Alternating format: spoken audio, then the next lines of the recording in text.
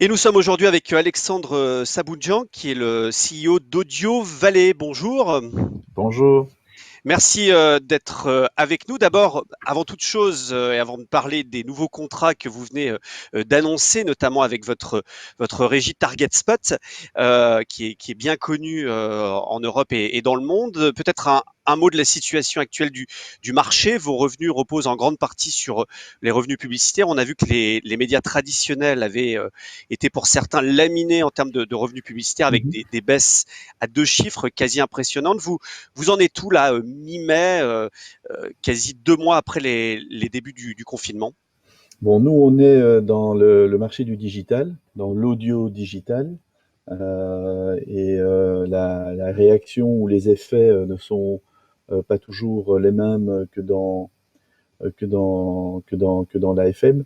Alors, évidemment que l'on a eu, on va dire à partir de la mi-mars, une baisse importante qui a duré 2 à 3 semaines. Et puis après ce choc, on a vu que les choses étaient en mode reconstruction.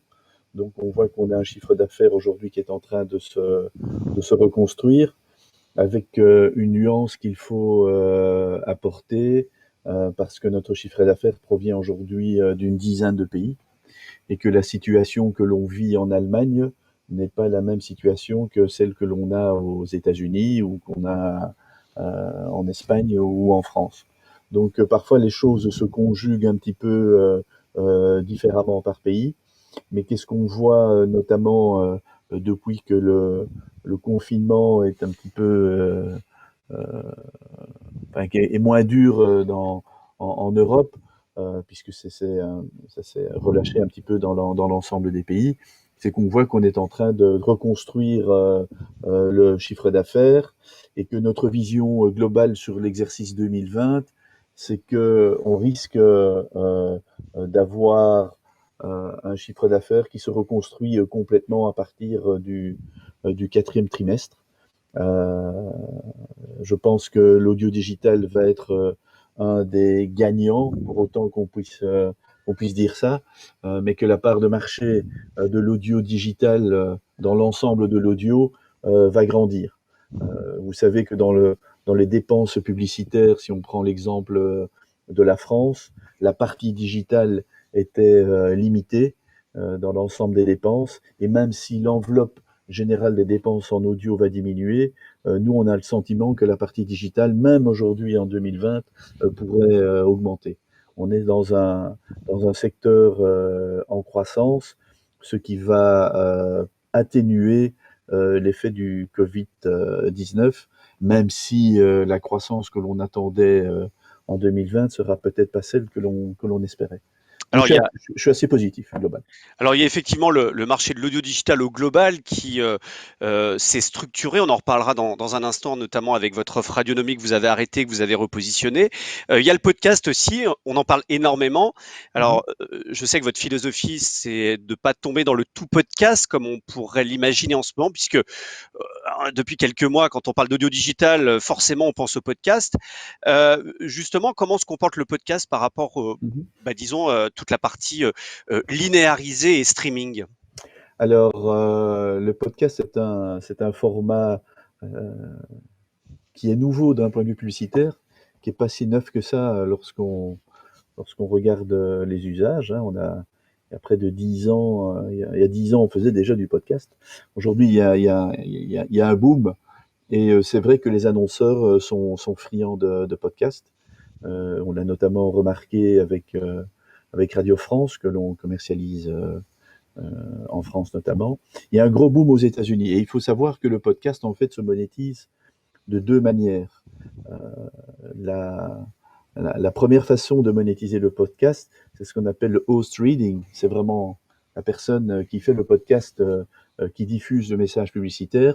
C'est une pratique qui est très utilisée aux États-Unis, même dans la radio traditionnelle Ouais, c'est ce qu'on actuellement. appelle c'est ce qu'on appelle de la pub en direct, en fait, c'est ça. La pub en direct. C'est vieux comme le monde, ça. C'est vieux comme le monde. En Europe, on l'a un petit peu abandonné parce que c'était un peu compliqué de demander aux animateurs de le faire. Je me rappelle que Europe 1 ou RTL Le faisait. le, Ils le le font fais- encore, hein. ils le font encore, mais de manière beaucoup plus light. En tout cas, 50% des revenus du podcast aux États-Unis, c'est ce qu'on appelle le host reading. Donc, ce type de revenu en Europe, peut-être qu'il est plus difficile à capter. Les 50 autres pourcents, c'est de la pub qu'on met en pré-roll, que l'on met euh, dans le podcast. Donc, c'est vrai qu'il y a un gros appétit, mais pour En nous, ouais. programmatique ou pas, il y a quand même une évolution du marché. On voit que le programmatique est en train de prendre un peu le dessus dans l'offre des gros podcasts, notamment les offres de replay de radio. Je ne sais pas si chez Radio France, vous faites du programmatique ou si ça reste du traditionnel. Alors, il y a programmatique et programmatique. Si on prend le marché du banner et de la vidéo, on est vraiment de la programmatique au sens au sens pur, puisque on est dans des méthodes d'enchères avec différents floors, différents seuils. Aujourd'hui, dans l'audio, on n'est pas vraiment dans de la programmatique qui s'inscrit comme ça. La programmatique dans l'audio aujourd'hui, euh, c'est des places de marché que l'on crée avec des prix que l'on a négociés avec les annonceurs ou les agences, et ensuite les agences utilisent leurs outils pour acheter l'espace qui a été négocié auparavant. Donc on est aujourd'hui dans le marché européen et c'est la même chose aux États-Unis. On est plutôt dans des outils qui permettent d'acheter différemment la radio qu'une méthode d'enchère comme on le voit dans la vidéo ou dans le banner. Donc on est dans des nouvelles méthodes d'achat et si je prends le revenu que l'on fait en programmatique, euh, l'open market, donc ces méthodes où on est dans du bidding et dans des enchères, ça représente que 10 à 15%. Le reste étant de la programmatique structurée avec des prix qui ont été négociés avec des annonceurs comme on le faisait dans le passé. Alors vous, votre spécificité chez Audio Valley, c'est que vous avez très peu d'inventaire propre. On pourra parler de Hotmix, mais que vous, votre business repose sur des contrats de régie que vous passez. On Mhm. en parlait à l'instant, vous avez Radio France, on en parlera dans un instant puisque le groupe public a lancé un nouvel appel d'offres, on en parlera juste après. Mais là, vous venez d'annoncer des gros poissons, comme on dit, hein. Sonos, hein, c'est un équipement, un système audio qui équipe 10 millions de foyers. TuneIn, une application bien connue avec lequel vous avez scellé un accord pour l'Europe, et puis récemment avec un groupe de radio anglais Jack.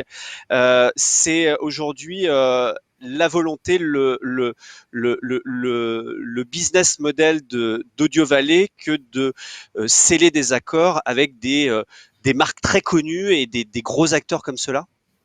Oui, alors on peut comparer Target Spot à une régie, à part qu'aujourd'hui dans l'audio digital, être une régie, ça signifie d'avoir des hommes sur le terrain pour aller vendre l'espace, mais ça signifie surtout beaucoup de technologie, ce qui n'était pas le cas dans la régie traditionnelle. On a vu un monde de la radio qui s'est organisé souvent avec une régie interne, avec des vendeurs qui se chargeaient de vendre l'espace. Je pense que ce pas dans le digital va être très très compliqué parce que les exigences aujourd'hui des agences, des annonceurs, des plateformes de programmatique, des annonceurs dans la partie digitale fait qu'on a besoin d'un partenaire qui permet de travailler sereinement au niveau de toute cette technologie qui est nécessaire pour finalement délivrer un spot.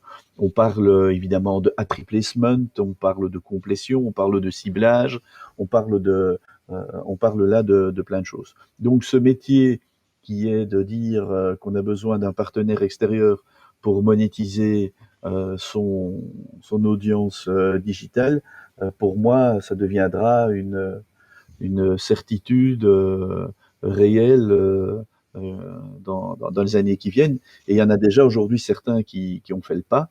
Et nous, on s'est positionné sur un marché qui est des marchés nationaux, mais surtout une capacité aussi à signer des acteurs internationaux.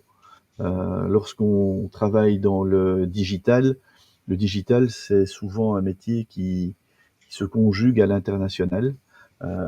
Si vous prenez l'exemple de Sonos, on a signé 20 pays avec eux en termes de monétisation parce qu'ils sont présents fortement présents dans une vingtaine de pays. Et donc, TargetSpot aujourd'hui est une véritable solution pour ces gens qui ont besoin d'une monétisation internationale. Cela ne nous empêche pas également de signer des éditeurs nationaux. Vous prenez l'exemple de Radio France, mais il y en a plein. On travaille plus ou moins avec 80 éditeurs dans le monde qui sont des gens qui ont un besoin, Comme, qui comme ont un Jack, besoin local. comme Jack par exemple, En UK, par exemple. En UK, par exemple. La clé d'une régie, c'est aussi extrêmement risqué, c'est ce qu'on appelle les minimums garantis, où en fait vous garantissez à l'éditeur un minimum de revenus et finalement s'il y a un gap entre le chiffre d'affaires que vous faites, notamment s'il est négatif par rapport au minimum garanti, c'est un risque financier pour vous. J'imagine que signer avec un Sonos, un TuneIn, il y a des exigences assez importantes pour emporter le morceau par rapport à des concurrents. Est-ce que c'est le cas? Est-ce que c'est important ces minimums garantis? Nous, les minimums garantis dans notre métier, et là je parle de l'audio digital, ce sont des exceptions parce que les minimums garantis, c'est quelque chose de bien établi dans la FM parce qu'on est dans un marché structuré. Et lorsque vous reprenez un éditeur, vous reprenez mécaniquement un chiffre d'affaires existant. Et si c'est pour faire la même chose, ça vaut peut-être pas la peine de changer de régie. Ici, dans l'audio digital, on est plutôt dans une nouvelle audience, dans une audience qu'il faut marketer, dans une audience qu'il faut vendre. Et donc, ces mécaniques de minimum garantie, c'est pas toujours une réalité. Évidemment, lorsque vous signez des accords exclusifs avec des éditeurs, euh, on parle de taux de remplissage, on parle d'une exclusivité éventuelle qui peut sauter si on n'arrive pas à certains niveaux de remplissage, mais c'est pas aussi normé que dans ce qu'on rencontre dans les contrats dans la FM. Ok. Sur des contrats comme Sonos, ça représente combien en chiffre d'affaires, en potentiel, Sonos, TuneIn? C'est quoi, c'est quel ordre de grandeur en termes de chiffre d'affaires pour vous? Alors ça, je peux Au pas. global Hein. et en rentabilité pour TargetSpot. Bien sûr. Donc, bon, je peux pas vous donner de chiffres en termes de chiffre d'affaires parce que notre statut de société cotée Mm. ne me permet pas de le faire. La seule chose qu'il faut faire, c'est, si vous voulez avoir des Des chiffres, ordres de c'est que grandeur? des ordres de grandeur, c'est que Sonos est une entreprise qui fait plus d'un milliard de chiffre d'affaires par an et que Sonos a décidé de changer ou de faire évoluer son modèle dans le monde du service. Un peu Apple. comme l'a fait Apple il y a une dizaine d'années, mettre de plus en plus de services au-dessus du hardware. Et donc, lorsqu'une entreprise comme Sonos décide d'aller dans du service, et c'est ce qu'ils font avec Sonos Radio, avec d'autres choses qui vont voir le jour dans les mois qui viennent, c'est pas pour faire 2 ou 3 millions de chiffre d'affaires. Donc, on peut dire qu'un contrat comme Sonos, lorsqu'il sera, nous on a signé un contrat de 2 ans avec eux, lorsqu'il sera à maturité, ben c'est quelque chose qui, sur plusieurs pays, peut présenter un niveau de revenu très intéressant. On ne parle pas de 500 000 euros ou d'un million d'euros. Ça ne ferait pas la différence dans l'activité de Sonos. Il y a un appel d'offres qui va être très couru là dans les semaines à venir, c'est celui de Radio France. Vous avez Mhm.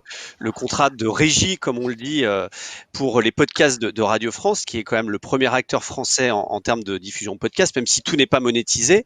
Target Spot était la régie depuis un certain temps. Aujourd'hui, le marché a énormément bougé entre le dernier appel d'offres et celui-là. Il y a des gros acteurs qui sont arrivés, hein. Je pense par exemple à Acast dans le podcast qui aujourd'hui est un acteur très significatif en Europe.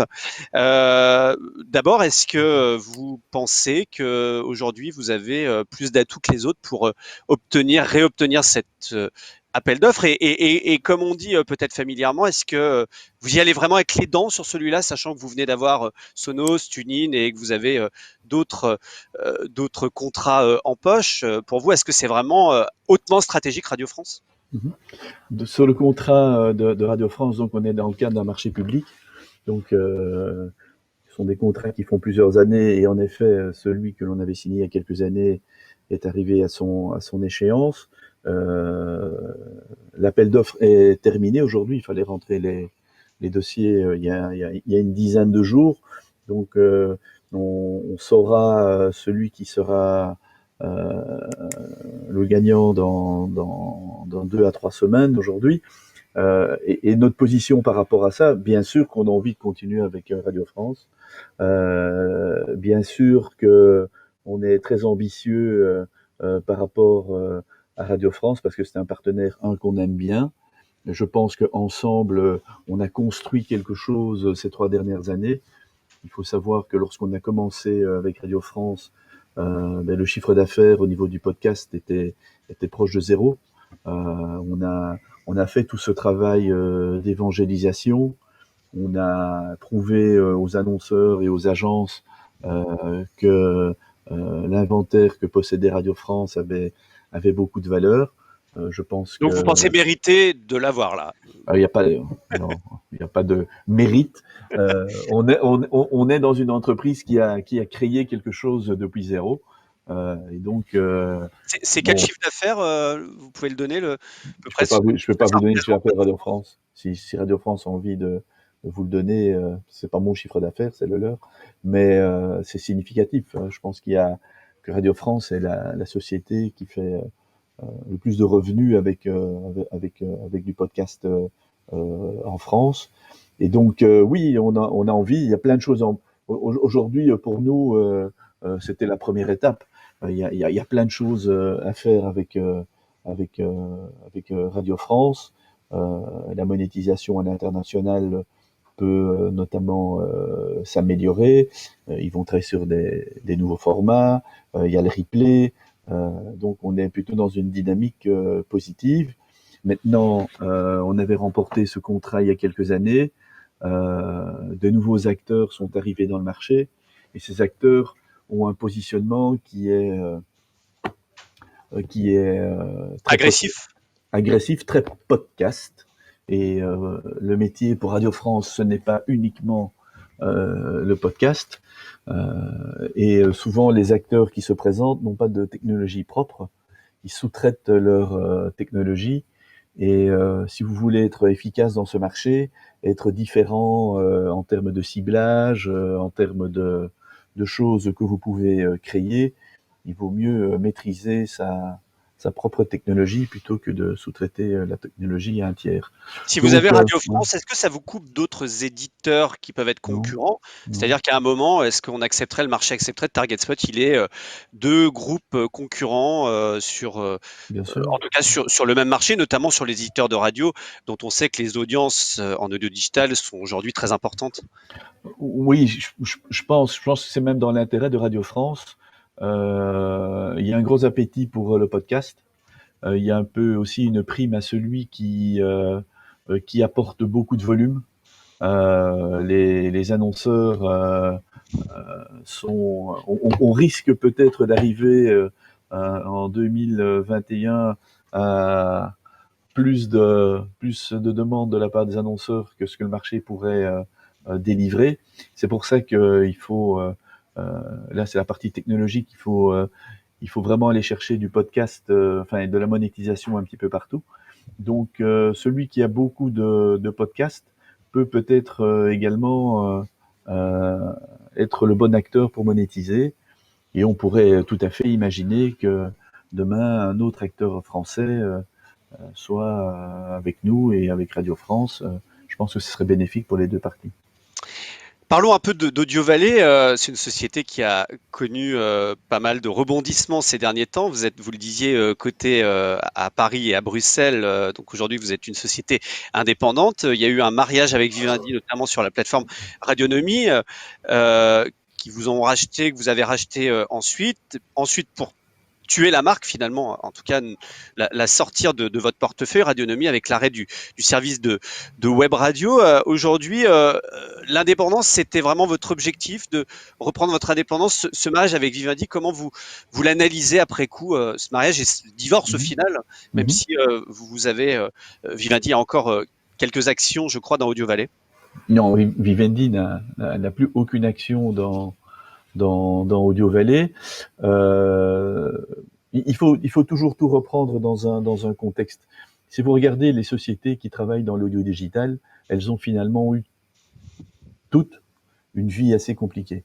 Alors il y a les emblématiques comme Spotify et on retient le service et quand on est utilisateur, on retient l'application, mais quand vous regardez les coulisses de Spotify, c'est une entreprise qui a généré des pertes énormes et on attend toujours de voir, même chez Spotify, un business model qui peut réellement fonctionner. Ils sont peut-être en train de le créer aujourd'hui. Or, l'audio digital, tous ces acteurs-là, Spotify, nous, Deezer et les autres, on a commencé en 2007, 2006, 2007. Donc ça fait 13 ans. Donc c'est long. C'est compliqué de maintenir une société euh, dans le marché avec des outils de qualité, avec de l'expansion, avec tout ce qu'il faut pour être réellement dans ce marché. Et on a besoin de sous. Et le marché n'a jamais été très très favorable, en tout cas en Europe, par rapport à l'audio. Donc dans notre vie, on a croisé Vivendi. C'était suite, on se retrouve là en 2015, à la fin de 2015, parce qu'on avait racheté à AOL deux actifs, Winamp et Shotcast, deux technologies qu'on utilise aujourd'hui. Et on était dans une levée de fonds traditionnelle. Et puis Vivendi s'est présenté et s'est dit, on se retrouve dans la, la même période que le rachat de Dailymotion par Vivendi. On se retrouve là dans une excellente situation avec un groupe qui a des moyens et qui s'intéresse à l'audio digital. Et c'est pour ça qu'on a fait cet accord. Mais cet accord ne concernait pas nos autres sociétés, ça concernait que, en effet, Radionomie Target Spot. Et puis la mayonnaise n'a pas pris. Ça peut arriver. Nous, on avait plein de priorités et c'était peut-être pas les priorités de Vivendi à l'époque. Et je pense que quand il y a un problème, eh bien, il faut se mettre autour de la table et les gens intelligents parviennent à trouver une solution. Et le chemin de l'indépendance, pour nous, était la meilleure solution. Et c'est d'ailleurs pour ça on a mené le, le rachat de la participation qu'avait Vivendi euh, grâce au marché et à une introduction en bourse et non pas avec un VC ou quelqu'un ou un groupe financier qui nous aurait aidés. On a préféré le faire avec le marché boursier. C'est quand même l'affaire du siècle, hein, vendre à ce prix-là, racheter à ce prix-là. Ben, je ne sais pas si c'est l'affaire du siècle. Je pense que si vous regardez les chiffres dans le détail, Vivendi n'a pas vraiment perdu beaucoup d'argent dans cette opération. Je pense que le deal était équilibré, puisque le deal initial, c'est de pouvoir payer le rachat en tranche jusque 2025. Alors ça, on peut dire que c'est un avantage. Sur le montant, Vivendi n'a pas vraiment perdu beaucoup de sous. Maintenant, ce que l'on a fait, c'est d'accélérer le remboursement, parce que si on payait des échéances plus rapidement, il y avait du discount. Et aujourd'hui, c'est vrai que si vous regardez nos comptes, il y a encore une somme à payer à la fin du mois de septembre De 3 millions d'euros, c'est ça, hein, qu'il de faut donner. 3 millions d'euros pour solde de tout compte. Ça signifie que si on fait cette opération en 2020, on aura remboursé tout, alors qu'on avait encore 5 années de remboursement à faire. Donc, dans ce sens, en effet, vous pouvez dire que c'est une bonne affaire. En tout cas, ce qu'il faut retenir de ça, c'est qu'on est devenu indépendant, qu'on a notre avenir entre les mains et que on, tous les, tous les développements qui se sont faits ces dernières années se sont faits en effet assez rapidement, et tant mieux. Une dernière question, on parle beaucoup de souveraineté européenne par rapport aux GAFA, encore plus pendant cette crise, hein, où Mhm. d'ailleurs certains se sont demandé ce qu'avaient fait les GAFA pendant la période du coronavirus, hein.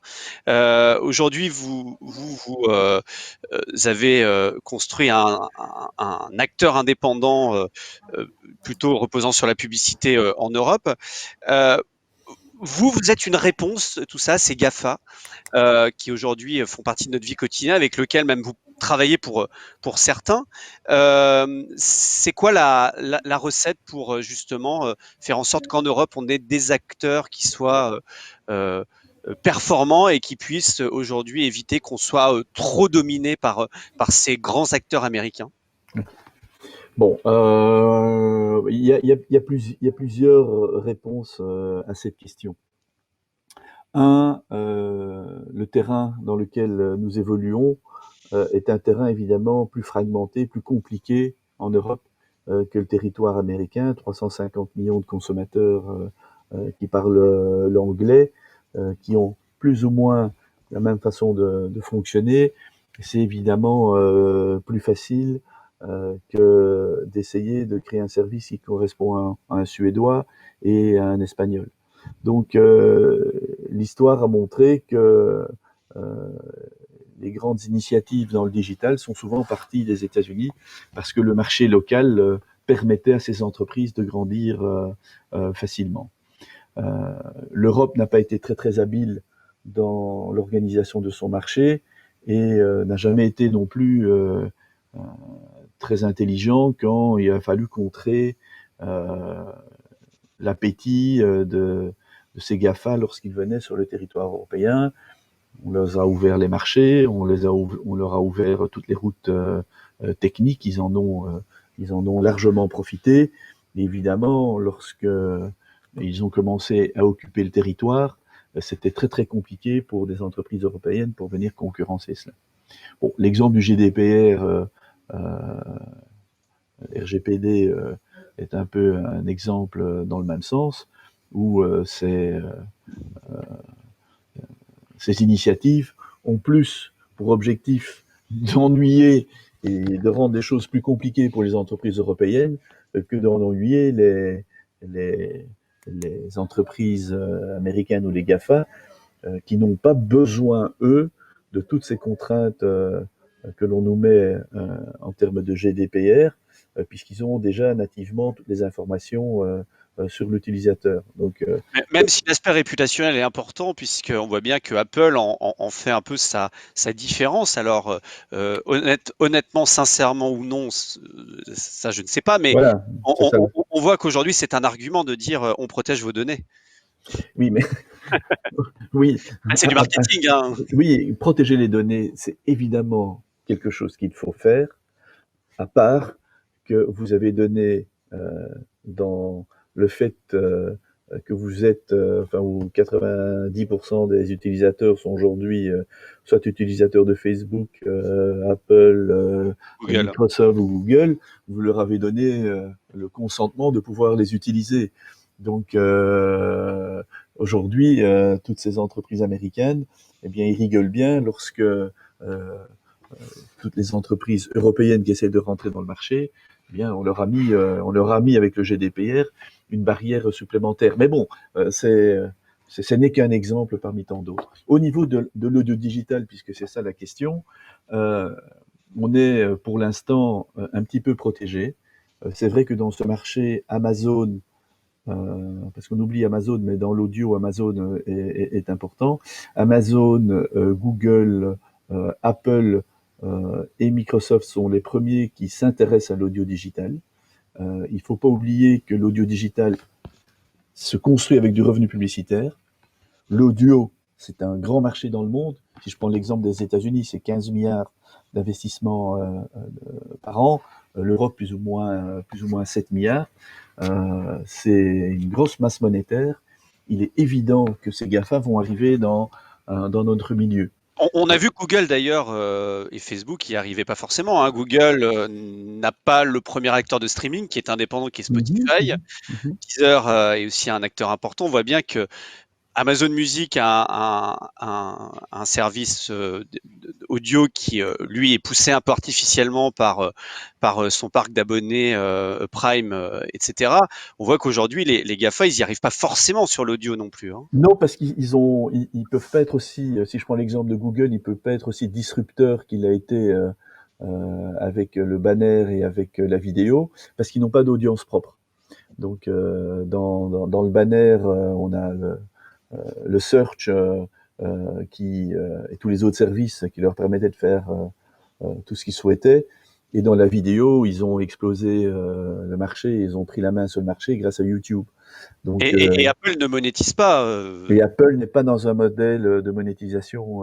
Ça changera peut-être. Ça changera peut-être. Celui qui regarde très attentivement l'audio aujourd'hui, c'est Amazon, parce que notamment au travers d'Amazon Echo, qui est un produit qui marche quand même très très bien aux États-Unis, ils ont accès, qui est un produit audio, hein, ils ont accès à des millions de foyers américains et donc ils sont très très attentifs à ce qu'ils peuvent faire. Néanmoins, ils vont tous venir sur l'audio. Je pense que l'audio va devenir un pilier très très fort parce que dans notre discussion, on a beaucoup parlé de radio, mais l'audio, je suis pas dans la radio digitale, on est dans l'audio digital. L'audio va se glisser un petit peu partout. Il va se glisser dans les jeux vidéo, la pub audio va se glisser dans les applications. Ça va être un pilier publicitaire important qui ne va pas être un gâteau qui est réservé à la radio comme c'est le cas aujourd'hui dans la FM. Et une fois que ce marché se sera bien développé, nous on est très intéressés par le gaming chez Target Spot notamment.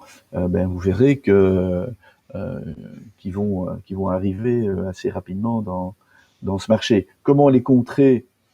C'est pas si simple. C'est peut-être pas moi qui ai la solution pour contrer Amazon, Google et tous ceux qu'on connaît. Nous, notre ambition, c'est pas d'être numéro 1 aux États-Unis. On a une grosse équipe aux États-Unis, mais c'est plutôt essayer de dominer l'Europe dans notre métier.